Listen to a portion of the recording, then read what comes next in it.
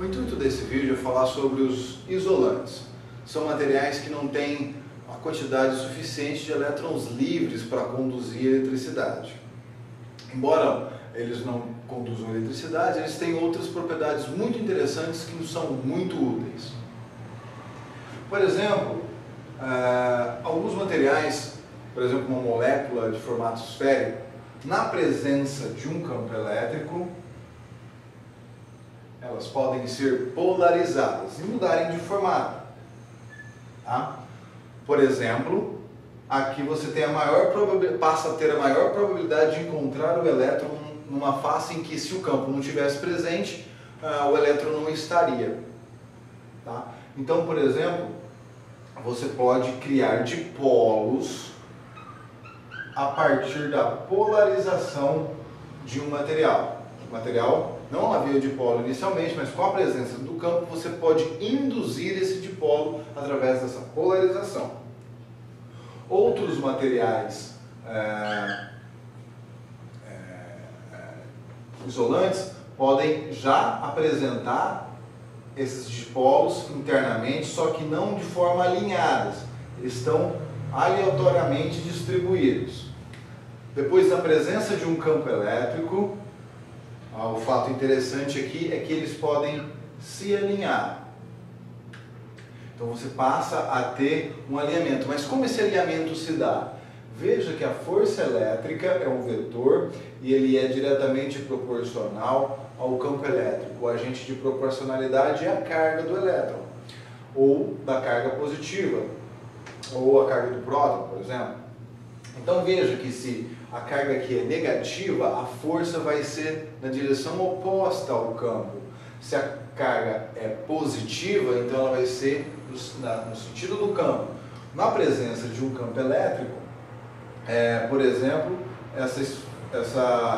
esse dipolo aqui vai se rotacionar nessa direção e esse nessa, caso seja possível dentro da estrutura do material.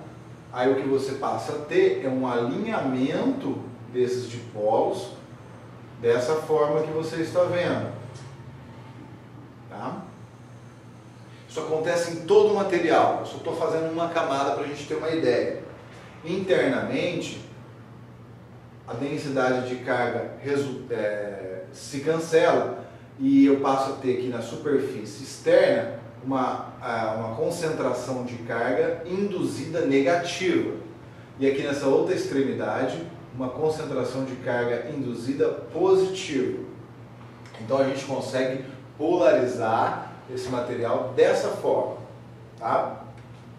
Com certeza, o dipolo, o valor do dipolo aqui vai ser muito maior do que nesse caso aqui. Tá? Então esses materiais isolantes que têm a capacidade de polarizar, de criar esses dipolos ou de alinhar esses dipolos, são chamados de dielétricos e são muito úteis no desenvolvimento de dispositivos. Então veja, por exemplo, um capacitor de placas paralelas ligado a uma bateria, não estou mostrando aqui, e a gente liga e já passa a carregar esse capacitor, certo? Cargas negativas em uma das placas, negativas na outra. Então tem um sigma aqui positivo, aqui um sigma negativo, tem o mesmo valor, somente cargas opostas. A gente sabe que o campo elétrico aqui no interior ele vai das cargas positivas para as negativas e vale sigma sobre o epsilon zero.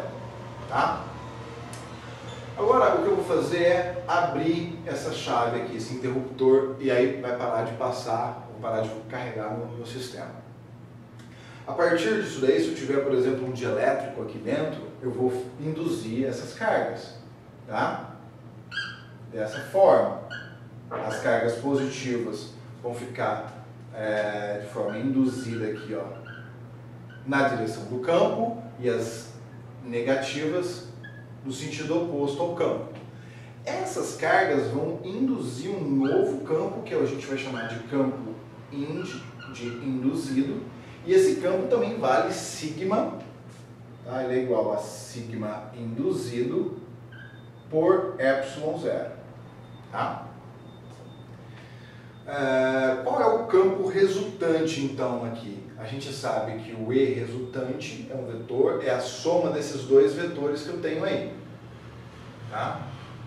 Só que são vetores na mesma direção e sentido, a gente pode trabalhar apenas com a magnitude. Tá? Como são em sentidos opostos, o sinal negativo aparece. Para resolver esse problema aqui, vamos pensar nas cargas e fazer a seguinte suposição. Imagine que a minha carga induzida ela é igual a uma fração da carga que eu havia inicialmente, a distribuição de cargas, né? Melhor dizendo. Esse B ele é menor do que 1 e ele pode, se ele for, por exemplo, ponto 1, ponto 2, ele vai representar 10%, 20%, por exemplo, tá? De carga. Como a gente viu aqui que o campo ele é sigma sobre ε0, então, fazendo esse tipo de suposição, eu estou automaticamente dizendo que o campo induzido ele é B vezes o campo produzido pelo carregamento do capacitor.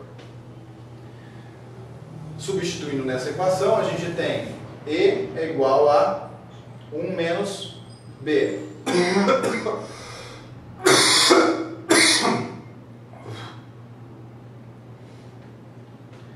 1 menos B, eu vou chamar da minha constante, vai ser 1 sobre εr, que é a constante dielétrica.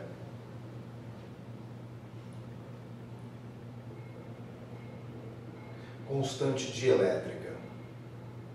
Tá? Então eu posso reescrever esse campo aqui resultante sendo E sobre εr. Então o que isso significa? Significa que se eu introduzir um dielétrico entre as placas do meu capacitor de placa paralela, e esse dielétrico aí, o valor dele, essa constante, vai ser pelo menos 1 para o ar, e subindo, por exemplo, para um polímero C3, para um vidro específico C5, então você vai diminuir essa quantidade, o campo resultante ali dentro. E a gente viu já, né, que o campo é diretamente proporcional à tensão, né, e quem faz isso se transformar numa igualdade é a distância. Se a gente não mudar as distâncias, reduzindo o campo, eu diminuo a tensão. E o que isso implica num dispositivo como o capacitor?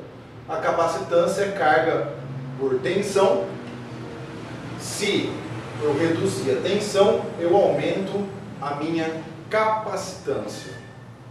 Tá? Então a gente está vendo aqui que esses isolantes, apesar de não conduzir eletricidade, têm propriedades muito interessantes, que é a polarização, que é o alinhamento desses dipolos já existentes, ou se não existir, a indução desse dipolo. E então, com isso a gente pode diminuir o campo e, consequentemente, a tensão interna, aumentando a capacitância